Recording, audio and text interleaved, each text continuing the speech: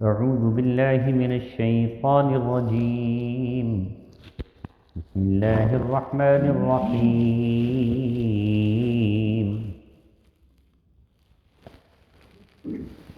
الحمد لله رب العالمين الرحمن الرحيم مالك يوم الدين إياك نعبد وإياك نستعين اهدنا الصراط المستقيم صراط الذين أنعمت عليهم غير المغضوب عليهم ولا الضالين آمين.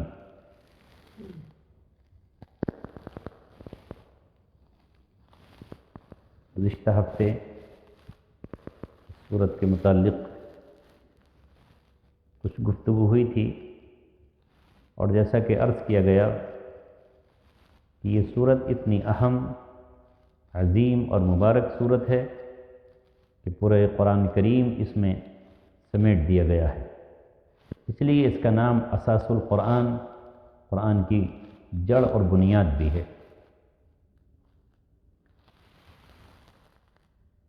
اللہ رب العزت نے اصلاً اس سورت کو دعا کے طور پر ہمیں پیش کیا ہے اور اس کو سکھایا ہے کہ ایک انسان کس طرح دعا مانگے، اور دعا کا اس میں طریقہ سکھایا ہے.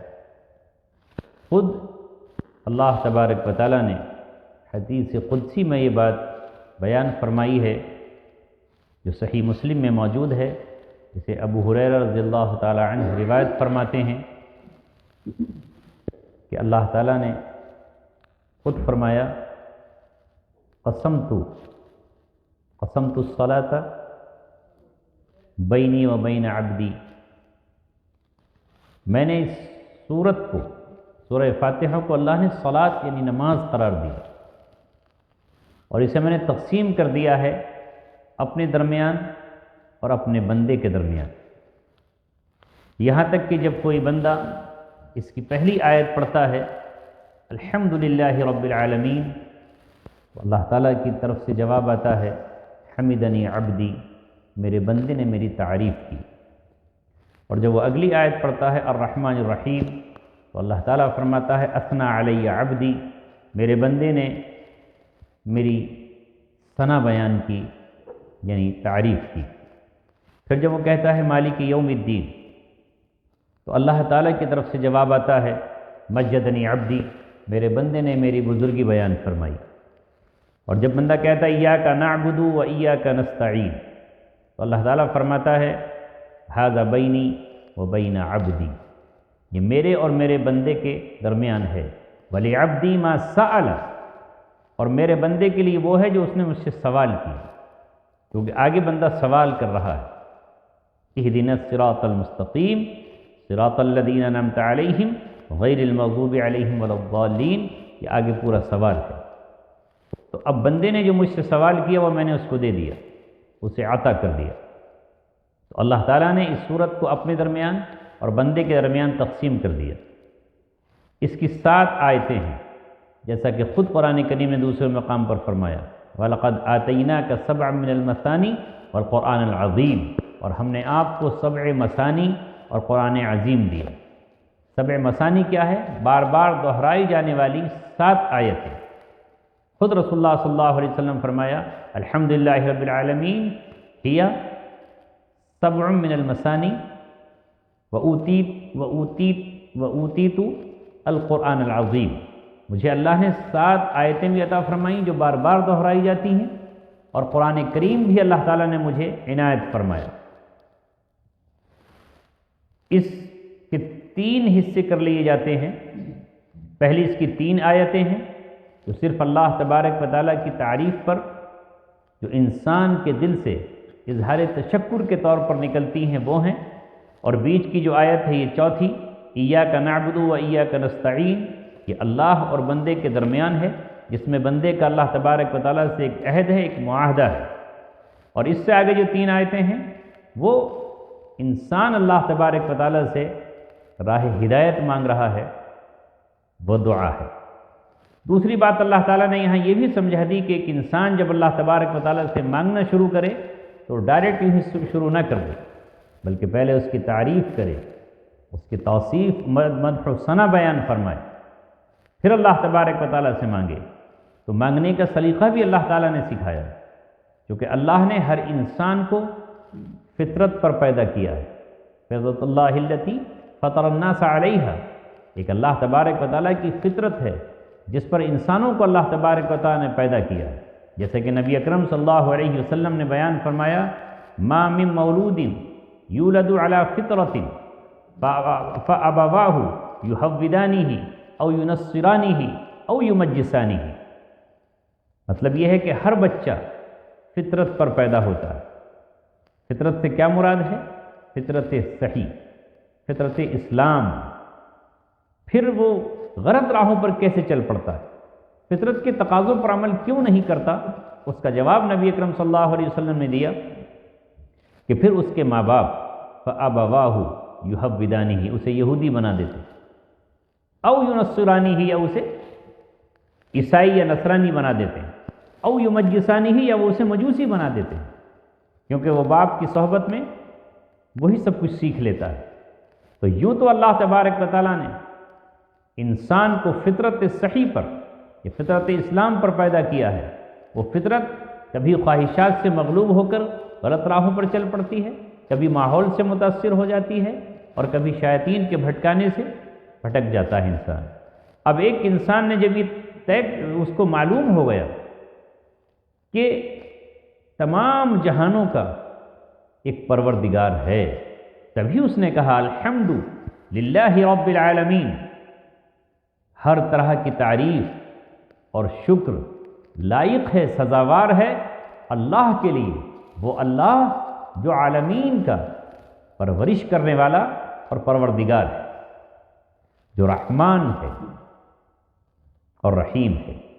رحمان عربی زبان کے اعتبار سے مبالغے کا صیغہ ہے، اور رحیم صفت مشبہ کا صیغہ ہے۔ رحمان جیسے غضبان، عطشان، جوعان اس وزن پر آتا ہے، جس کے اندر جوش پایا جاتا ہے، جس میں ہیجانی کیفیت پائی جاتی ہے۔ مثلا اگر کوئی شخص کسی کے بارے میں کہا جائے غضبان، تو اس کا مطلب یہ ہے کہ یہ شخص غصے سے پھٹا جا رہا ہے۔ اگر کوئی شخص کہے انا جوعان، تو اس کا مطلب یہ ہے کہ وہ یہ کہنے والا ہے کہ میں بھوک سے مرا جا رہا ہوں۔ یا اگر کوئی کہے انا عطشان، تو وہ یہ کہنا چاہ رہا ہے کہ بھائی میرا پیاس کی وجہ سے دم نکل رہا ہے، یعنی جس میں جذباتیت پائی جاتی ہے، بہت زیادہ جوش، جیسے ہم کہتے ہیں کہ سمندر ٹھاٹھے مار رہا ہے۔ تو رحمان مبالغے کا صیغہ ہے، اس کے اندر یہ چیز خود بخود پائی جاتی ہے۔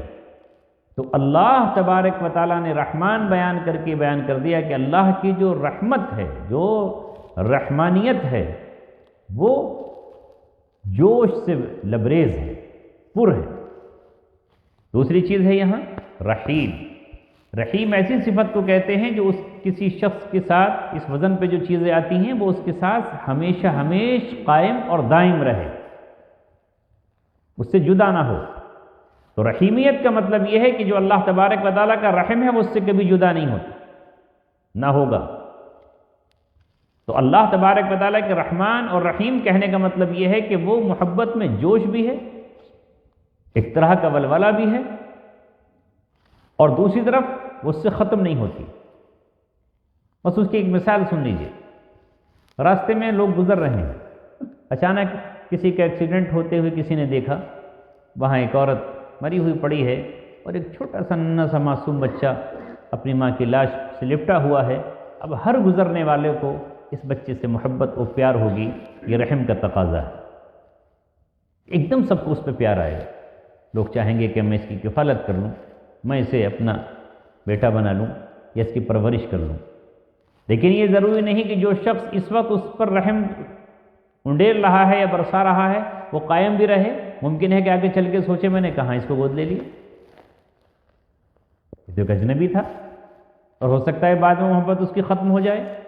لیکن اللہ تبارک و تعالیٰ کا مسئلہ یہ ہے کہ اس نے جو اپنی رحم کو بنایا ہے، کتب علی نفسہ الرحمہ، اس نے اپنے اوپر رحمت کو لکھ لیا ہے، خود فرض کر لیا ہے اللہ نے رحمت کو، تو رحمت اس سے جدا نہیں ہوگی۔ یہ ہے رحمان اور رحیم۔ جیسا کہ شروع میں بسم اللہ الرحمن الرحیم میں بھی یہ بات آئی۔ پھر اس کے بعد جب ایک انسان نے یہ خیال کر لیا کہ وہ رحمان بھی ہے اور رحیم بھی ہے، تو پھر اس کی رحمت کا تقاضا یہ بھی ہے کہ وہ انصاف کرے، عدل کرے،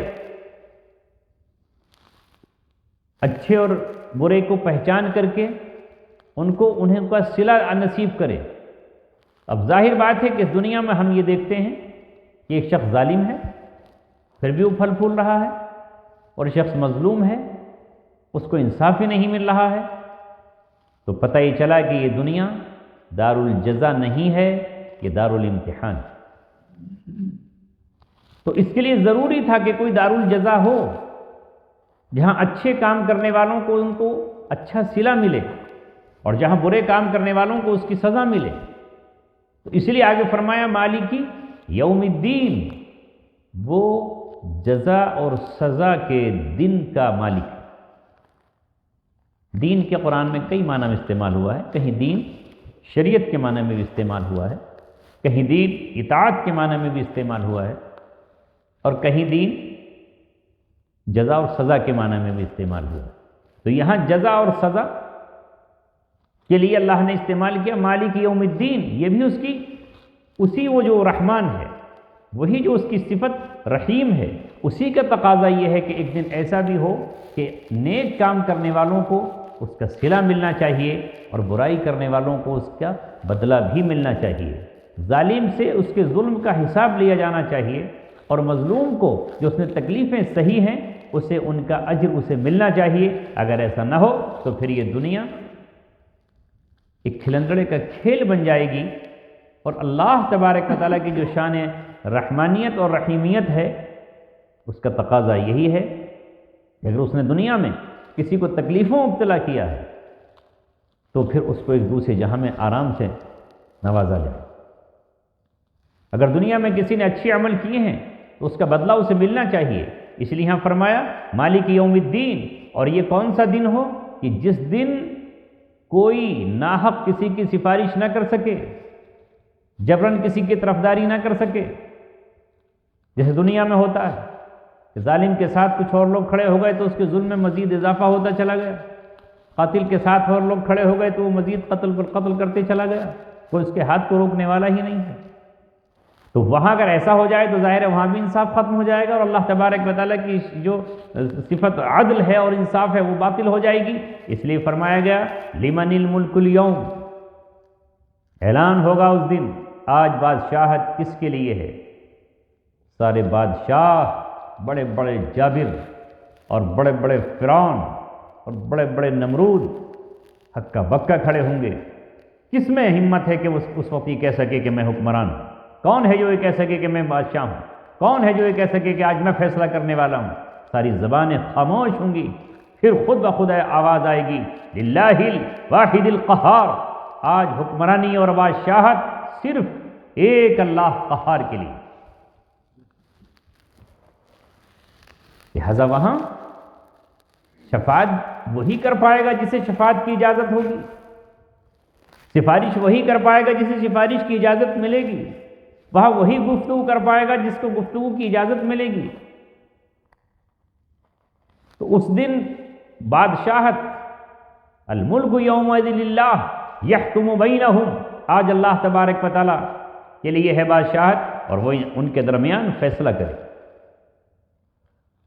اس لیے دنیا میں جو لوگ یہ سمجھتے ہیں، نہ جانے کتنے لوگ ہیں جو سمجھتے ہیں کہ کچھ نہیں میاں، یہ سب تمہارے خواب اور خیال ہیں، اور یہ سب ایسا ہی ہے، یہ دنیا جب سے بنی ہے بس بنی ہوئی ہے، اور ایسا کہیں نہیں ہوگا کہ ہمیں حساب اور کتاب دینا پڑے۔ یہی بتانے کے لیے اللہ تبارک و تعالیٰ نے اپنے پیغمبر اور رسولوں کا انتخاب کیا، اور اللہ تعالیٰ نے اپنی کتابوں کو نازل فرمایا اور یہ کہا کہ ایک دن ہے جس دن بدلہ دیا جائے گا۔ مالکی یوم الدین، وہ بدلے کے دن کا مالک ہے۔ یہ تیسری صفت اللہ تعالیٰ کی بیان فرمائی کہ وہی مالک ہوگا، کسی کی ملکیت اس دن ہوگی ہی نہیں۔ کہیں اللہ تبارک و تعالیٰ کا نام ملک بھی ہے، ملک کے معنی بادشاہ کے آتے ہیں، لیکن بادشاہ مالک نہیں ہوتا۔ بادشاہ صرف بادشاہ ہوتا ہے، وہ مالک تھوڑی ہوتا ہے. لیکن ہاں کوئی ہے کہ جو کوئی کسی کا مالک بھی ہوتا. دنیا میں ملکیت عبوری ہے، ٹیمپریری ہے. تو اللہ تبارک و تعالیٰ نے کہا کہ اس دن مالک بھی وہی ہوگا. ملک تو ہے ہی وہ، جیسا کہا لمن الملک اليوم، آج بادشاہت کس کی ہے، اس جگہ یہ فرمایا گیا کہ وہ مالک بھی ہے. اور مالک کو اختیار ہے، وہ جو چاہے کرے اپنی ملکیت میں. لیکن اللہ تبارک و تعالیٰ کو پورا اپنی مخلوق پر اختیار ہے. لیکن اس نے اپنی صفت عدل کی بنیاد پر یہ طے کر لیا ہے کہ ان اللہ لا یظلم الناس شیئا، اللہ تعالیٰ کسی کے ساتھ ظلم نہیں کرتا. وہ چاہے تو اپنی تمام مخلوق کو جہنم میں جھونک دے اور کوئی اس سے پوچھنے والا نہ ہو، کیونکہ وہ مالک ہے. آپ کے گھر میں لکڑیاں رکھی ہیں، اٹھائیں آپ سب کو چولہے میں جلا دیں، کون پوچھ رہا؟ اور آپ چاہیں تو ان ساری لکڑیوں کو اٹھا کر کے سجا دیں کہیں پر، کون پوچھ رہا ہے؟ آپ اس کے مالک ہیں. ایک شخص اپنی بھینس کا مالک ہوتا ہے، جب تک چاہے اسے پالے اور جب چاہے اسے ذبح کر ڈالے. لیکن اللہ تبارک و تعالیٰ مالک ہونے کے باوجود ایسا نہیں کرے گا کہ وہ سب کو جہنم میں جھونک دے یا سبھی کو جنت میں پہنچا دے. اس لیے اس نے کہا فَنَجْعَلُ الْمُسْلِمِينَ كَالْمُجْرِمِينَ مَا لَكُمْ كَيْفَ تَحْكُمُونَ، کیا ہم مجرموں کو بھی ایسے ہی کر دیں گے؟ فَنَجْعَلُ الْمُسْلِمِينَ، جو مسلم ہیں، جنہوں نے اللہ کے سامنے اپنے آپ کو سرنڈر کیا ہے، جنہوں نے اس کی اطاعت قبول کی ہے، جنہوں نے اس کے سامنے سر جھکایا ہے، جنہوں نے اس کے احکامات کی پابندیاں کی ہیں، وہ مجرمین کی طرح ہم کیسے کر دیں گے؟ کیا ہو گیا تمہیں؟ کیسے فیصلے کر رہے ہو؟ تو مالک یوم الدین. اب جب ایک بندے نے دل کی گہرائیوں سے اور زبان سے شکر کرتے ہوئے کہا کہ تمام طرح کی تعریف اور ہر طرح کا شکر اللہ رب العالمین کے لیے ہے، وہ اللہ جو رحمان بھی ہے اور جو رحیم بھی ہے، یوم جزا کا مالک بھی ہے، تو اب وہ اللہ تبارک و تعالیٰ کے سامنے اقرار کرتا ہے کہ ایسی ذات اور ایسی ہستی کے ہی عبادت ہونی چاہیے، وہی عبادت کا مستحق ہے جو تمام جہانوں کا پروردگار ہے. اسی میں نے عرض کیا تھا کہ وہ پروردگار ہے اور وہ ہر ایک کی ضرورت کے مطابق چیزوں کو مہیا کر رہا ہے. اس نے بنایا ہے یہ سب کچھ اسی طرح، یہ پورا نظام بنایا گیا، جس کو جو ضرورت ہے اسے وہ چیز عطا کرتا. نہ صرف یہ کہ جانداروں کو اگر زمین پیاسی ہوتی ہے اور اس کے ہونٹ چٹک رہے ہوتے ہیں اور وہ پانی کی طلب میں اپنا منہ پھاڑ رہی ہوتی ہے، تو آسمان کو حکم ہوتا ہے یا بادلوں کو حکم ہوتا ہے کہ تم اس زمین کی پیاس بجھاؤ. زمین سیراب ہوتی ہے، اس کے اندر بیج پڑے ہوتے ہیں جو سوکھے ہوتے ہیں اور خشک ہوتے ہیں، پھر وہ پانی سے لہلہا اٹھتی ہے. آپ دیکھتے ہیں گرمیوں کے موسم میں پودوں کی کونپلیں سوکھ جاتی ہیں، پتے مرجھا جاتے ہیں، ڈالیاں خشک ہو جاتی ہیں، تو پیڑ بھی پیاسے ہو جاتے ہیں. سب کو تو آپ پانی نہیں پلا سکتے، آپ صرف اپنے لان اور چمن ہی کے پھولوں کو تو پانی پلا سکتے ہیں. آپ اس سوسائٹی ہی میں تو باغ سینچنے کے لیے مالی رکھ سکتے ہیں، لیکن سب جگہ تو آپ نہیں جا سکتے. جنگلوں میں اور بیابانوں کے پیڑوں کا تو کوئی نہیں جاتا، وہ بھی پیاسے ہوتے ہیں. تو پھر بادلوں سے پہلے ہواؤں کو حکم ہوتا ہے تم انہیں بادلوں کو اٹھاؤ اور فلاں مقام پر لے جاؤ، اور فرشتے اس پر مقرر ہوتے ہیں. تو اللہ تبارک و تعالیٰ اسی کا نام ہے پروردگار. آپ دیکھتے ہیں جب سخت گرمی ہوتی ہے، مینڈک الگ پکار رہے ہوتے ہیں، کیڑے مکوڑے حشرات اللہ کو آواز دیتے ہوتے ہیں، اور ہر جاندار تو کہتا ہی ہوتا ہے، آسمان کی طرف نظریں ہوتی ہیں کب بارش ہوگی، کب برسات ہوگی. تو جب وہ رب ہے تمام کا، تو پھر عبادت کس کی ہونی چاہیے؟ اسی ہی کی. اس لیے آگے یہ دعا اللہ ہی ہمیں سکھا رہا ہے. ظاہر یہ سورہ فاتحہ ہے، لیکن یہ انداز دعا ہے کہ اب بندہ اللہ تبارک و تعالیٰ کے سامنے اقرار کرتا ہے اور عہد و پیمان کرتا ہے، ایاک نعبد، تیری ہی ہم عبادت کرتے ہیں. ہم تیری ہی عبادت کرتے ہیں، تیرے سوا کسی کی عبادت نہیں کرتے۔ اور عبادت کا مفہوم بہت طویل ہے۔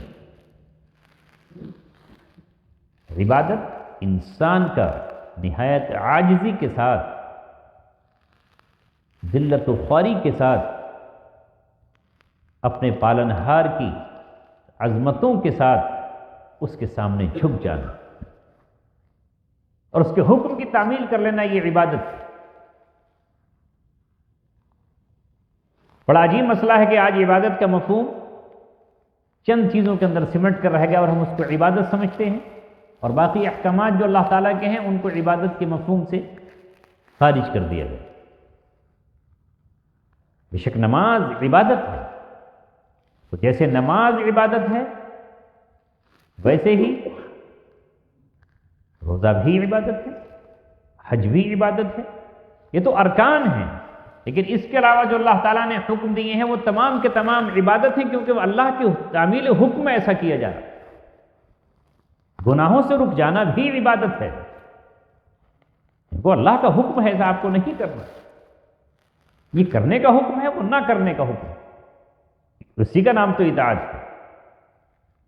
حکومت نے اگر کہ یہ بات کہی ہے کہ یہ کام آپ کو نہیں کرنا ہے تو ظاہر ہے وہ بھی حکومت کا آرڈر ماننا ہے، اور یہ کام آپ کو کرنا ہے، آپ کو اتنے دنوں میں یہ کام انجام دینا ہے تو وہ کرنا بھی حکومت کے آرڈر کو ماننا ہے۔ اگر اس کو نہ کرے تو بھی حکومت کی خلاف ورزی ہے حکم کی، اور اگر جس کام سے روکا ہے وہ کر ڈالے تو وہ بھی خلاف ورزی ہے۔ تو اسی طرح اللہ تبارک و تعالیٰ نے اپنے نبیوں کے ذریعے اور اپنی کتابوں کے ذریعے جن کاموں کے کرنے کا حکم دیا ہے، وہ چاہے چھوٹے کام ہو اور چاہے وہ بڑے کام ہو، انہیں دنیا عبادت سمجھتی ہو کہ نہ سمجھتی ہو، وہ عبادت ہے۔ تو ایاک نعبد، ہم تیری ہی عبادت کرتے ہیں۔ اب پھر بندہ لرز جاتا ہے اور کہتا ہے کہ یہ عبادت کرنا کوئی آسان کام نہیں ہے۔ عبادت کے کچھ ارکان ادا کر لینا تو آسان ہے، لیکن پوری صبح و شام کی زندگی میں، اور جب سے اس نے بالغ ہوا ہے تب سے لے کر کے موت تک، وہ عبادت یعنی ہر حکم میں اللہ کا حکم پورا ادا کر لے، یہ اس کے بس کی بات نہیں ہے، جب تک کہ خود وہ مدد نہ کرے۔ جب ہم چھوٹے بچے کو اسکول مدرسہ میں جب داخل کرتے ہیں تو اس کے بس کی بات نہیں ہے کہ وہ خود کچھ کر لے، اس کو استاد کراتا ہے، اس کی مدد کرتا ہے۔ وہ پینسل نہیں چھیل سکتا اپنی، استاد چھیل کر دیتا ہے۔ اس کو بعض اکشر بنانا نہیں آتے تو پھر اس پہ ہاتھ پھروایا جاتا ہے۔ اس کی اپنی کیا، جب اس کی اگر مدد نہ کی جائے؟ کیا کوئی بچہ اپنے آپ میں خود بخود اسکول جا سکتا ہے؟ یہ ماں باپ مدد کرتے ہیں اس کی، جا کر صبح اٹھ رہے ہیں، بستہ تیار کیا جا رہا ہے، اس میں وہ تمام چیزیں ماں رکھ رہی ہے، پھر یہ اسکول چھوڑ کر آ رہا ہے، پھر وہاں سے لے کر آ رہا ہے، اس کی گاڑی کا نظم کیا جا رہا ہے۔ کیا خود وہ پیدا ہوتے ہی 5 سال کا سب کچھ کر لے گا؟ تو ایسے ہی عبادت، جو عبادت ہے، زندگی کے ہر شعبے میں اللہ تبارک و تعالیٰ کے حکم کی اطاعت کرنا، یہ اس کے انسان کے اپنے بس کی بات نہیں ہے، اس میں اب اس سے مدد مانگ رہا ہے بندہ۔ وَإِيَّاكَ نَسْتَعِينُ، اور تجھی سے ہم مدد مانگتے ہیں۔ اعانت مدد کو کہتے ہیں، استعانت مدد مانگنے کو کہتے ہیں۔ ہم تجھی سے مدد مانگتے ہیں، تو نے مدد کر دی تو ہم عبادت کر سکیں گے، اور اگر تیری مدد نہیں ہوئی تو اللہ ہمارے بس کی بات کہاں۔ اس لیے نبی اکرم صلی اللہ علیہ وسلم جہاں نمازوں کے بعد ذکر و اذکار فرماتے تھے، وہاں آپ کی زبان سے یہ دعا بھی ثابت ہے، اللہم اعنی علی ذکرک و شکرک و حسن عبادتک۔ اے اللہ، میں آپ سے مدد مانگتا ہوں، آپ میری مدد کر دیجئے اپنے ذکر پر کہ میں آپ کی یاد کروں، اور شکری کا، اور آپ کا شکر ادا کروں۔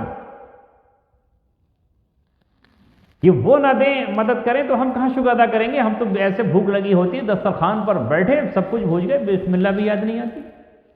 اب جب پورا پیٹ بھر گیا تو کہیں جاتا ہے بسم اللہ تو بھول گیا، نہیں پڑھی نہیں، اگر کسی نے یاد دلا دی تو آ گئی۔ پھر اب یہ کہ یہ یاد کس نے دلایا؟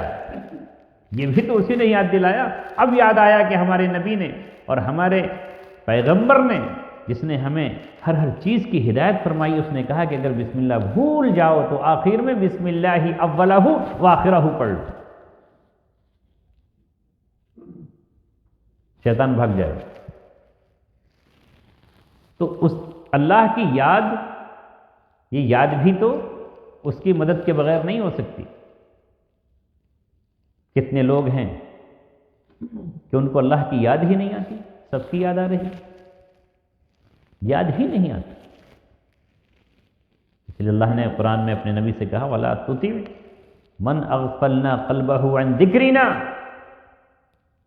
کہ آپ اس شخص کی اطاعت نہ کریں، اس کی بات نہ مانیں جس کے دل کو ہم نے اپنی یاد سے غافل کر دیا ہے۔ وَاتَّبَعَ هَوَاهُ، اور وہ اپنی خواہشات کے پیچھے پڑا ہوا ہے۔ وَكَانَ أَمْرُهُ فُرُطًا، اور اس کا معاملہ حدوں سے بڑا ہوا ہے۔ تو آپ دیکھیں کتنے لوگ زمین پر، روئے زمین پر ایسے ہوں گے جو اپنے مالک اور اپنے خالق، اپنے پروردگار، اپنے رب کی یاد ہی نہیں کرتے۔ جس دنیا میں ہم دیکھتے ہیں کہ کتنے شوہر ہیں ان کو اپنی بیویوں کی یاد نہیں آتی، باقی ساری دنیا کو یاد رکھتے ہیں، اور کتنی بیویاں ایسی ہیں کہ وہ شوہر کو اپنے یاد نہیں کرتی ہیں، دوسروں کو یاد کرنا ہی۔ تو اس میں بھی اللہ تبارک و تعالیٰ سکھا رہے ہیں اپنے بندوں کو تمہیں کیسے کرنا ہے۔ وَإِيَّاكَ نَسْتَعِينُ، اب جب مانگو تو اللہ تعالیٰ سے مدد بھی مانگو، اور یہاں ایک اقرار بھی ہے کہ اللہ ہم تیرے سوا کسی کی عبادت نہیں کرتے، اور تیرے سوا کسی سے مدد بھی نہیں مانگتے، مدد بھی ہم تجھی سے مانگتے ہیں، نصرت تجھی سے مانگتے ہیں۔ یہ تو اس میں ہم اس طرح کر رہے ہیں، اور باقی جو ہمیں دعائے قنوت میں جو کہ دعا پڑھتے ہیں اس کے بڑے جامع الفاظ، اللہم انا نستعینک، اللہ ہم تجھی سے مدد مانگتے ہیں، ونستغفرک، اور تجھ سے ہم مغفرت بھی مانگتے ہیں، ونؤمن بک، اور تجھ پر ہم ایمان لاتے ہیں، ونتوکل علیک، اور ہم تجھ پر توکل و بھروسہ کرتے ہیں، ونثنی علیک الخیر، اور ہم تیری بہترین تعریف کرتے ہیں، ونشکرک، اور ہم تیرا شکر ادا کرتے ہیں، ولا نکفرک، اور ہم تیری ناشکری نہیں کرتے۔ اور آگے بڑا وعدہ کر لیتے ہیں، ہمیں پتہ بھی نہیں چلتا کہ ہم نے ہیبٹ میں کیا کہہ دیا۔ وَنَخْلَعُ وَنَتْرُكُ مَن يَفْجُرُكَ، اور ہم اس کو علیحدہ کر دیتے ہیں اور اسے چھوڑ دیتے ہیں جو تیری نافرمانی کرتا ہے۔ وہی بات جو اس میں اللہم ایاک نعبد، ہم تیری ہی عبادت کرتے ہیں، وَلَکَ نُصَلِّ، اور تیرے لیے ہم نماز پڑھتے ہیں، وَنَحْفِدُ، تیری ہی طرف ہم آتے ہیں، اور تیری رحمت کے امیدوار ہیں، وَنَخْشَىٰ عَذَابَكَ، اور ہم تیرے عذاب سے ڈرتے ہیں اور خوف کھاتے ہیں، إِنَّ عَذَابَكَ بِالْكُفَّارِ مُلْحِقٌ، جو بھی تیرے منکر ہیں، تیرے باغی ہیں، تجھے نہیں مانتے، تیری آیات اور کتابوں کو نہیں مانتے، ان پر تو عذاب پہنچ کر ہی رہے گا۔ تو دیکھیے کیسا بڑا اقرار ہم اس دعا کے ذریعے قنوت میں کرتے ہیں، مگر بھول بھی جاتے ہیں۔ اللہ سے وعدہ بھی کرتے ہیں ہم ان کو چھوڑ دیں گے نافرمانوں کو، مگر پھر وہاں نہیں چھوڑ پاتے، دنیا کی مجبوریاں آ جاتی ہیں سامنے، دنیاوی مفادات ہمارے سامنے آ جاتے ہیں۔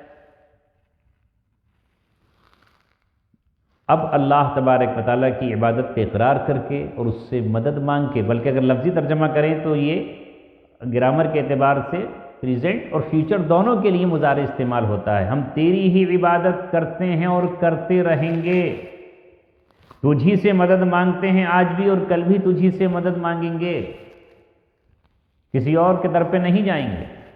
جیسا کہ پہلے اولین جو اس کے مخاطب تھے، جن سے قرآن پہلے خطاب کر رہا تھا، وہ دوسروں سے ہی مدد مانگتے تھے۔ کوئی لات کے پاس جا رہا ہے، کوئی منات کے پاس جا رہا ہے، کوئی عزا کے پاس جا رہا ہے، کوئی نہ جانے عصاف کے پاس جا رہا ہے، کوئی نائلہ کے پاس جا رہا ہے، جگہ جگہ انہوں نے دوسرے بھی پروردگار بنا رکھے تھے، اور اپنے الگ الگ تھے کہ یہ بارش برسا دیں گے تو یہ سورج نکال دیں گے، تو یہ روشنی کر دیں گے، یہ ہوائیں چلا دیں گے، یہ فلاں کر دیں گے، یہ فلاں پہ بجلی گرا دیں گے، فلاں ہمارے دشمن کو ہضم کر دیں گے۔ اس طرح انہوں نے بہت سے پروردگار بنا رکھے تھے۔ اسی پر اللہ تعالیٰ نے یہ کہا کہ اب تمہیں ایسے دعا کرنی۔ اللہ تعالیٰ سے دعا مانگتا ہے ایک مومن، ایک صاحب ایمان، ایک اس کا حقیقی بندہ، اہدنا الصراط المستقیم، اے ہمارے رب ہمیں راستہ دکھا دیجئے۔ کیسا راستہ؟ سیدھا۔ مستقیم کہتے ہیں سیدھے کو، استقامت سیدھے ہونے کو کہتے ہیں، قیام کھڑے ہونے کو کہتے ہیں، جو ہم نماز میں کھڑے ہوتے ہیں اسے قیام کہتے ہیں، اسی سے بنائیے۔ اہدنا الصراط المستقیم، ہماری رہنمائی فرما دیجئے سیدھے راستے کی طرف، کیونکہ دنیا میں بہت سارے چوراہوں سے گزرنا پڑتا ہے اور آدمی کنفیوز ہو جاتا ہے کدھر کو جاؤں۔ اب یہاں راستہ دکھانے کے یا اس کی رہنمائی کرنے کے تین طریقے ہو سکتے ہیں کہ راستہ بتا دینا، دوسرے ہے راستہ دکھا دینا، اور تیسرے ہے انگلی پکڑ کے منزل پر پہنچا دینا۔ اس میں تینوں شامل ہیں۔ اے اللہ، جو ہم آپ سے راستہ مانگ رہے ہیں اس پر ہمارا دل بھی مطمئن کر دیجئے۔ جو ہم جس ہدایت مانگ رہے ہیں آپ ہمیں راستہ صرف بتا ہی نہ دیجیے، بلکہ ہمارے دل کو بھی اس پر مطمئن کر دیجیے، اور اس راستے پر چلنے میں جو رکاوٹیں ہیں، جو دشواریاں ہیں، جو پریشانیاں ہیں، انہیں بھی ہٹا دیجیے، اور پھر ایک بار چلا کے نہ چھوڑ دیجیے، بلکہ اس پہ ہمیں ثابت قدمی بھی نصیب فرمائیے، استقامت بھی نصیب فرمائیے۔ ایسا نہ ہو کہ ایک بار چل پڑے اور پھر گھوم جائیں کہیں، کوئی بہکانے والا ہمیں بہکا دے۔ اہدنا الصراط المستقیم، ہمیں سیدھا راستہ دکھا دیجئے، اس لیے کہ سیدھے راستے سے آدمی پہنچ جاتا ہے۔ آج کل لوگ کتنے شکر گزار ہیں حضرت گوگل کے کہ بھائی لوکیشن بھیج دیجیے، اور کتنی پریشانی پہلے ہوتی تھی، کہیں پر فلائی اوور پہ چڑھ گئے تو کہیں یو ٹرن مار دیا تو کہیں وہاں پہنچے، لیکن اب وہ حضرت گوگل نے جیسی اس پر لوکیشن بھیجی، ٹھیک ادھر مڑ جائیے، اب یہاں جائیے، اب وہاں جائیے، بس پہنچ گئے اس کے گھر پہ بھی، آ جائیے پچھلے پہ آئیے۔ تو ایسے ہی وہ راستہ جو ہمیشہ ہمیش کی نعمتوں اور راحتوں کی طرف جاتا ہے، وہ ہے جنت کا راستہ۔ وہ کس سے مانگنا ہے؟ وہ اللہ تبارک و تعالیٰ۔ وہ انسان خود نہیں چل سکتا، اسے پتہ ہی نہیں کہاں چلے، اس کی عقل اتنی کامل نہیں ہے۔ میں نے ایسا اس دن عرض کیا تھا کہ اس کے جو علم کے وسائل ہیں وہ محدود ہیں، لامحدود نہیں ہیں۔ ایک انسان اپنے پیٹھ کے پیچھے کا نہیں دیکھ سکتا، تبھی تو لوگ کہتے ہیں کہ پیٹھ کے پیچھے خنجر گھونپ دیا، آگے تو میں دیکھ لیتا، لیکن پیٹھ پہ خنجر گھونپ دیا اس نے، پیٹھ کا نظر نہیں آ رہا۔ تو اس کی عقل ایک حد تک محدود ہے، وہ نہیں سمجھ سکتا کہ میرے حق میں کیا ہے۔ یہی وجہ ہے کہ بہت سارے راستے غلط ہیں۔ اسی کی تشریح کرتے ہوئے رسول اکرم صلی اللہ علیہ وسلم نے ایک دن اپنے ماننے والوں کو سمجھایا، اور قیامت تک کے لیے وہ ہمیں بتا دیا۔ آپ نے زمین پہ لکیر کھینچی، ایک بالکل سیدھی لکیر تھی، اور باقی لکیریں آپ نے ٹیڑھی میڑھی کھینچی، آپ نے کہا صراط مستقیم، یہ ہے میرا راستہ، یا اسلام کا راستہ یہ ہے، اور باقی یہ سب راستے گمراہی اور غلط راہوں پر جانے والے۔ ضروری نہیں کہ ہر جس کو ہم سمجھ رہے ہیں وہ صحیح راستے پر ہی جا رہا ہو، وہ اپنے خیال میں سمجھتا ہے کہ صحیح راستے پر جا رہا ہوں، لیکن وہ غلط راستے پر۔ اگر اسے کوئی بتانے والا نہ ہو تو پھر وہ تو غلط ہی راستے پر پہنچ جائے گا، اور پھر جا کے اسے پتہ چلے گا کہ نہیں تو بہت لمبا نکل آیا۔ جیسے قرآن نے کہا وَأَضَلَّ فِرْعَوْنُ قَوْمَهُ وَمَا هَدَىٰ، اور بھٹکا دیا فرعون نے اپنی قوم کو، وہ خود بھی اس راہ راست پر نہیں تھا۔ اس لیے کسی فارسی میں شاعر نے کہا ہے کہ ہر کے خود گمست کہ راہ رہبری کند، جو خود گمراہ ہے وہ دوسروں کو کیا راستہ بتائے گا۔ اور شیطان نے اللہ تبارک و تعالیٰ سے وعدہ کیا ہے کہ اے اللہ میں تیرے لَأَقْعُدَنَّ لَهُمْ صِرَاطَكَ الْمُسْتَقِيمَ، میں تیرے سیدھے راستے پر بیٹھ جاؤں گا اور انہیں بھٹکاؤں گا، وَلَأُضِلَّنَّهُمْ، انہیں بھٹکا دوں گا۔ بعض لوگ کبھی مذاق میں لوگوں کے ساتھ، کسی زمانے میں لوگ مذاق کرتے تھے، کوئی آدمی پوچھنے کے لیے آیا، بھائی فلاں صاحب کا گھر بتا دیجیے، تو گاؤں میں کوئی آدمی ایسا ہوتا جو لوگوں سے جڑتا، وہ اس کا گھر بتا دیتے، وہ جا کے پوچھتا جناب لحاظ بھروانے کے لیے آیا ہوں ذرا بتائیے، وہ اس کو گالیاں سناتے وہ، تو اب غلط راستہ بتا دیا۔ تو شیطان نے اللہ سے یہ وعدہ کیا ہے کہ جب تو نے مجھے مہلت دی ہی ہے تو پھر میں تیرے سیدھے راستے پر بیٹھ جاؤں گا اور انہیں گمراہ کروں گا۔ لوگوں سے کہوں گا نہیں یہ نہیں راستہ ہو جاتا، یہ ٹھیک نہیں ہے، وہ راستہ ٹھیک۔ تو یہاں اللہ تبارک و تعالیٰ سے مانگنا ہے، اب ذرا اس آیت کے اس تصور کے ساتھ، اس خیال کے ساتھ اگر ہم پڑھیں گے تو دیکھیے کتنی عظیم آیت ہے یہ، اور اللہ تعالیٰ نے اس کو نماز میں ہمیں پڑھنے کے لیے حکم دیا، اور ہم سب پڑھتے ہیں، ہر رکعت میں پڑھی جاتی ہے۔ امام ہیں تو امام پڑھتے ہیں، ہم تنہا نماز پڑھ رہے ہیں تب بھی ہم پڑھتے ہیں۔ تو اہدنا الصراط المستقیم، اللہ ہمیں سیدھا راستہ دکھا دے۔ اب جب اللہ سے مانگیں گے تو اللہ نے خود کہا ہے کہ تم مانگو گے مجھ سے تو میں تمہاری پکار پہ لبیک کہتے ہو اس چیز تمہیں میں دوں گا، اور تو خود اس صورت میں اللہ وعدہ کر رہا ہے حدیث قدسی میں کہ جب بندہ یہ صلاۃ ہی دو میں نے تقسیم کر دی اپنے درمیان اور بندے کے درمیان، جو اس نے تعریف کی وہ میرا حق ادا کر دیا، اور جو وہ مانگ رہا ہے تو لِعَبْدِي مَا سَأَلَنِي، اس نے جو کچھ مجھ سے مانگا ہے وہ میں نے اس کو عطا کر دیا۔ اب اللہ تعالیٰ ہی نے خود بتایا کہ خالی سیدھا راستہ تمہیں ملے گا کیسے، کوئی بتانے والا بھی تو ہوگا۔ اب خود دعا کرتے ہوئے بندہ کہتا ہے صراط الذین انعمت علیہم، ان لوگوں کا راستہ جن پر آپ نے انعام فرمایا، سیدھا ترجمہ ہے صراط راستہ، الذین جن پر، انعمت تو نے نعمتیں کی، انعام کیا، علیہم جن پر تو نے انعام کیا ہے۔ یہ پھر دوسری صورت میں اس کی وضاحت آئی، وہ کون لوگ ہیں؟ اولئک الذین انعم اللہ علیہم، یہی ہیں وہ لوگ جن پر اللہ نے اپنا انعام کیا ہے، من النبیین، وہ چار کیٹیگری کے لوگ ہیں، چار قسم کے لوگ ہیں۔ نمبر ایک نبی، والصدیقین ان کی تصدیق کرنے والے، اول مرحلے میں ان کی تصدیق کرنے والے، والشہداء اور ان کی اس دین اس بات پر قربانیاں دینے والے، یہاں تک کہ اپنی جان ہی اس پہ نچھاور و فدا کر دینے والے شہداء، والصالحین اور نیک لوگ۔ یہ چار گروہ اللہ تبارک و تعالیٰ نے بیان فرما دیے، یہ ان کا راستہ ہے، اے اللہ ان کے راستے پر ہمیں چلا دیجیے۔ اب نبیوں نے بتایا کہ صحیح کیا ہے اور غلط کیا ہے، اور خود اس کو پر چل کر کے دکھایا۔ غیر المغضوب علیہم ولا الضالین، اس کے دو طرح ترجمے کیے گئے ہیں۔ کچھ حضرات نے تو اس طرح کیے ہیں کہ جن پر نہ تو آپ کا غضب نازل ہوا اور جو نہ گمراہ ہوئے اور بھٹکے، یعنی یہی وہ لوگ ہیں جن پر انعام ہوا، آگے یہ کہ ان پر غضب بھی نازل نہیں ہوا اور یہ بھٹکے ہوئے لوگ بھی نہیں ہیں۔ اور بعض لوگوں نے یوں ترجمہ کیا ہے کہ ان کے راستے پر نہ چلا جن پر تیرا غصہ اور غضب نازل ہوا، اور جو نہ ان کے راستے پر چلا جو بھٹکے ہوئے۔ دونوں طرح کی صحیح، ظاہر جن پہ انعام ہو گیا وہ گمراہی بھٹکنے سے بھی بچ گئے اور اللہ تعالیٰ کے غضب سے ہی بچ گئے۔ یہ کون لوگ ہیں جن پر انعام نازل ہوا؟ وہ آپ کے سامنے میں نے عرض کر دیا، وہ چار قسم کے لوگ۔ انعام سے مراد یہاں کون سا انعام ہے؟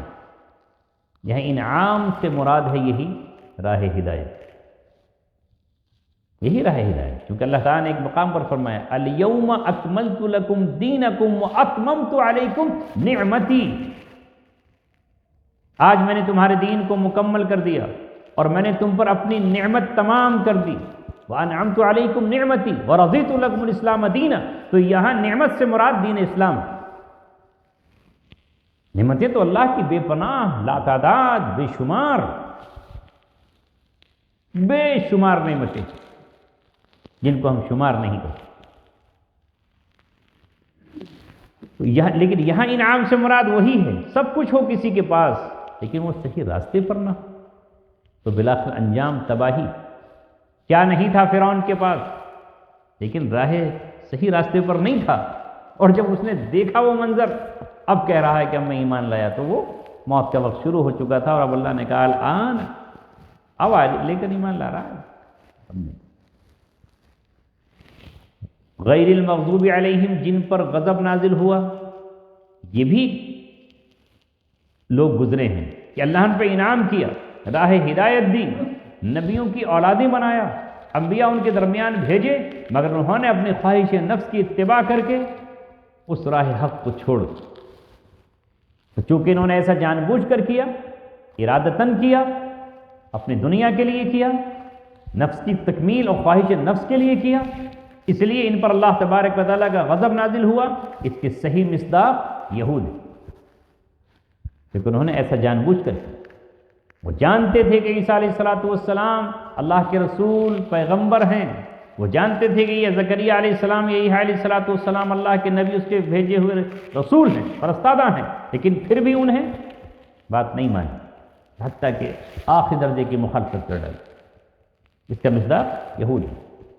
اور اسی طرح والضالین کا مصداق وہ ہیں، اس میں نصارہ آئیں گے جنہیں دوسروں نے بھٹکا دیا، یا انہوں نے اپنے دین کے اندر ایسا غلو کر دیا، ایسی زیادتیاں کر دی جو دین میں نہیں تھی۔ جو قرآن نے کہا کہ یا اہل الکتاب لا تغلوا فی دینکم غیر الحق، کہ اپنے دین میں ایسی زیادتیاں نہ کرو جو حق نہیں۔ مثلا عیسیٰ علیہ السلام کی محبت میں اتنے آگے بڑھے کہ اللہ کا بیٹا ہی بنا دیا، مگر یہاں ان کو گمراہ کرنے والے یہی یہود ہیں، اور انہوں نے اپنی عقل کا استعمال نہیں کیا، تو اس لیے قرآن نے ان کو کہا کہ وہ بھٹکنے والے لوگ ہیں، اور یہ چونکہ خود بھٹکانے والے ہیں، اضلوا ہیں، انہوں نے بھٹکایا بھی ہے اور خود بھی بھٹکے ہوئے ہیں۔ تو آج اس کا مصداق ہر وہ شخص ہوگا جس کے پاس علم ہو، اور وہ علم کے باوجود پھر راہ ہدایت پر نہیں چل رہا، جان بوجھ کے غلط راستہ پکڑ رہا، اسے معلوم ہے کہ صحیح راستہ یہ ہے، اسے معلوم ہے کہ ٹھیک راستہ یہ ہے، اسے علم ہے، پھر وہ کر رہا ہے، تو یہ ظالمین میں بھٹکے ہوئے لوگوں میں نہیں آئے گا، یہ ان لوگوں میں آئے گا کہ اس پر اللہ کا غضب نازل۔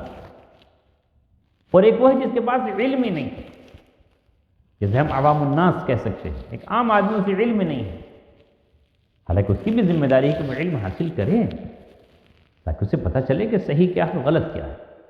اس کے بعد جب یہ دعا پوری ہو جاتی ہے تو اس کے بعد میں سنت ہے کہ آمین کہا جائے، اس کا مطلب ہے اے اللہ الہی ایسا ہی ہو، نہیں اللہ اب اس کو قبول فرما لے۔ تو اس طرح آپ دیکھیں کہ اس صورت کی شکل میں اللہ تبارک و تعالیٰ نے رسول اللہ صلی اللہ علیہ وسلم کی امت کو بالخصوص یہ تعلیم دے دی کہ وہ اس صورت کی شکل میں بھی دعا کریں، اور اس کو نماز کا حصہ قرار دیا، بلکہ صورت کو اللہ نے صلاۃ کہہ کر ہی پکارا۔ تو اب ایک مومن جب نماز ادا کرتا ہے تو وہ اللہ تبارک و تعالیٰ سے دعا کر رہا ہوتا ہے، سب سے پہلے تو وہ اس کا شکر ادا کرتا ہے، اور شکر کرتے ہوئے اپنی زبان استعمال کرتے ہوئے کہتا ہے کہ ہر طرح کی حمد اور ثنا، تمام طرح کا شکر اللہ تبارک و تعالیٰ کے لیے ہے، اس لیے کہ تعریف تو بغیر نعمت کے بدلے میں بھی ہوتی ہے، اس لیے بعض لوگوں نے حمد کا ترجمہ شکر سے کیا ہے۔ انہوں نے پھر وجہ بھی لکھی ہے کہ ہم نے شکر اس لیے کیا کہ کسی کی تعریف تو بغیر احسان کے بھی ہو سکتی ہے۔ مثلا اس اچھی سی عمارت کو کسی نے بنایا تو میں اس کی تعریف کر سکتا ہوں کہ واہ کیا معمار تھا، لیکن اس نے میرے ساتھ تو کوئی احسان نہیں کیا۔ لیکن اگر کوئی کسی کے ساتھ احسان کرتا ہے تو اس کے لیے پھر شکر کے جذبات نکلتے ہیں۔ وہ شکر دل سے بھی ہو سکتا ہے، وہ شکر ہاتھ سے بھی ہو سکتا ہے، اور وہ شکر اور چیزوں سے بھی ہو سکتا ہے۔ تو اللہ تبارک و تعالیٰ نے چونکہ انسان پر نعمتیں برسائی ہیں، اس کا وجود ہی اللہ تبارک و تعالیٰ ہی کا بہت بڑا احسان ہے، اور پھر اس کی تربیت فرمائی ہے۔ وہ ابھی رحم مادر میں تھا تو وہاں اس کی غذا کا انتظام کس نے کیا؟ اللہ نے۔ اور پھر ابھی وہ اس دنیا میں آیا تھا، آنے والا تھا، کہ اللہ رب العزت نے اسی ماں کے سینے میں دودھ کی شکل میں ایک ایسا ٹونک اور ایسی نعمت اتاری جس کا نعم البدل آج تک کی دنیا میں کوئی نہ پیدا کر سکا ہے، اور شاید قیامت تک نہ کر سکے۔ وہ کتنا گرم ہو، اس میں کتنی شکر ہو، اس میں کیا کیا چیزیں ملی ہونی چاہیے، وہ سب اللہ تبارک و تعالیٰ نے ملا دی۔ اور حالانکہ ہے کیا وہ خون کی بدلی ہوئی شکل ہی تو ہے۔ اس خون کو دودھ میں کس نے تبدیل کیا؟ اللہ تبارک و تعالیٰ نے۔ تو ہر مادہ میں، چاہے وہ انسان ہو اور چاہے وہ دوسرے حیوانات ہوں، ہر مادہ میں وہ چیز اللہ تبارک و تعالیٰ نے رکھی، جس کا ذکر قرآن میں کیا کہ کون ہے جو تمہیں پلاتا ہے؟ وَأَنَّ فِي الْأَنْعَامِ وَإِنَّ لَكُمْ فِي الْأَنْعَامِ لَعِبْرَةً، اور تمہارے لیے تو جانوروں میں بھی عبرت موجود ہے، کہ ہم گوبر اور خون کے بیچ سے، ادھر گوبر بھرا ہوا ہے اور ادھر خون ہے، اور اس کے بیچ سے ہم تمہیں لبناً سائغاً خالصاً سائغاً للشاربین، ایک خالص دودھ ہم تمہیں پلاتے ہیں۔ یہ الگ بات ہے کہ انسان کو اللہ تبارک و تعالیٰ نے کہا ان الانسان لکفور، انسان نا شکرا ہے، وہ قدردان نہیں ہے، وہ آگے بڑھا اور آگے بڑھ کر اس نے کہا کہ جو اللہ تبارک و تعالیٰ دودھ بنایا وہ مجھے نہیں چاہیے، مجھے وہ نہیں چاہیے، میں اپنا پروڈکٹ بناؤں گا ڈبے کی شکل میں، یا میں اپنا بناؤں گا۔ ابھی کہاں سے لا رہے ہو صاحب؟ بدر ماں کا لا رہے ہیں ڈیری سے۔ یہ کون سی ماں کا؟ کیا ہے اس میں؟ ذرا ہے وہ چیز؟ اور انسان بڑے فخر اور شوق سے کہہ رہا پی رہا ہے، ذرا دیکھ تو لیجئے، کبھی تحقیق تو کیجئے۔ کبھی کبھی آ جاتا ہے کہ فلاں مقام پہ بن رہا تھا جہاں پر ٹیشو پیپر بھی تھا، جہاں پر یوریا بھی اس میں ملایا جا رہا تھا، اور پتہ نہیں کیا کیا۔ تو وہ اللہ تبارک و تعالیٰ کے بنائے ہوئے دودھ کا انکار کرتے ہوئے کہتا ہے نہیں مجھے یہ چاہیے، میڈ ان انسان، انسانوں کے ہاتھوں بنا ہوا، قدرت کے ہاتھوں کا مجھے نہیں چاہیے۔ لیکن پھر جب وہ پتہ چلتا ہے اسے نقصانات کا، تو پھر دوڑے پھرتے ہیں کہ ارے بھائی یہ چھوڑیے، قدرتی چیزوں پر آ جائیے۔ تو اللہ رب العزت نے انسان کی میں پرورش بتا رہا تھا کہ وہ کیسا پروردگار ہے کہ اس نے پرورش کے لیے ہمارے یہ انتظامات کر دی۔ ماں کے دل میں اس بچے کی محبت پیدا فرما دی۔ کون؟ وہ کیوں رات کو گیلے پہ سو کر اپنے لخت جگر کو سوکھے پہ سلاتی ہے؟ وہ پوری رات اپنے سینے پہ اور سینے کے ہیٹر سے اسے کیوں سیکتی رہتی ہے اور اسے کیوں تپاتی ہے؟ وہ محبت اللہ تبارک و تعالیٰ نے ڈالی ہے۔ تو اس رب اور اس اللہ کی تعریف کیوں نہ کریں؟ کیونکہ اس نے ہر نعمت ہم کو عطا فرمائی۔ اس لیے ایک بندہ اس شکر کے جذبات کے ساتھ کہتا ہے الحمد، تمام طرح کا شکر اللہ کے لیے ہے جو رب العالمین ہے، جس میں رحم کا عالم یہ ہے کہ ٹھاٹھے مار رہی ہے اس کی محبت، جیسے ایک ماں اپنے بچے کے لیے محبت میں ٹھاٹھے مارتی ہے۔ دودھ ابل پڑتا ہے، جو عورتیں دودھ نہیں پلاتی کیا ہوتا ہے؟ چیسٹ میں کینسر ہو جاتا ہے کہ نا؟ ڈاکٹر کہتے ہیں اگر بعض دفعہ بیماری کی وجہ سے بچے کو دودھ نہ پلانے کے لیے کہیں تو کہتے ہیں اس موقع پر دودھ کو نکال دینا، کیونکہ بن ہی اس بچے کے لیے رہا، وہ اس سے خارج کرنا پڑے گا، اس کو روک دیا تو وہ نقصان بن جائے گا۔ تو ایسے ہی اللہ تبارک و تعالیٰ کی محبت اپنے بندوں کی طرف ہر آن ہر لمحہ متوجہ ہے،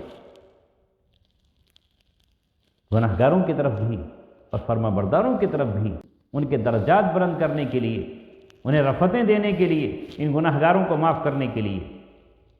بدلے کے دن کا وہ مالک ہے، اور وہ دن اس نے بدلے کا جس دن سب کچھ انسان کو اس کا کیا ہوا دیا جائے گا۔ فَمَن يَعْمَلْ مِثْقَالَ ذَرَّةٍ خَيْرًا يَرَهُ وَمَن يَعْمَلْ مِثْقَالَ ذَرَّةٍ شَرًّا يَرَهُ۔ اس دن ہر انسان کو جو بھی اس نے نیکی کی ہوگی، چاہے وہ خیر ذرے کے برابر ہی کیوں نہ ہو، وہ بھی اس کی نظروں کے سامنے رکھی ہوگی، یراہو، اسے دیکھ لے گا وہ۔ وَمَن يَعْمَلْ مِثْقَالَ ذَرَّةٍ شَرًّا يَرَهُ، اور جس نے شر کیا ہوگا ذرے کے برابر بھی، وہ بھی اس کی نظروں کے سامنے آ جائے گا،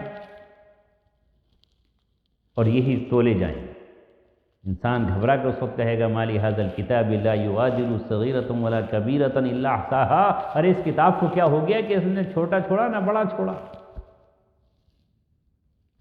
اللہ تبارک و تعالی ہمیں عمل کی توفیق بھی عطا فرمائے، اور اس ترجمے اور اس مطلب کے استحضار کے ساتھ ہمیں نماز کی ہر رکعت میں اللہ تبارک و تعالی اس سورت کو پڑھنے کی توفیق مہنگ فرمائے، اور ہماری اس مجلس کو، اس بیٹھنے کو اللہ تبارک و تعالی قبول فرمائے، اور آئندہ اس کی اللہ تبارک و تعالی ہمیں مزید توفیق نصیب فرمائے۔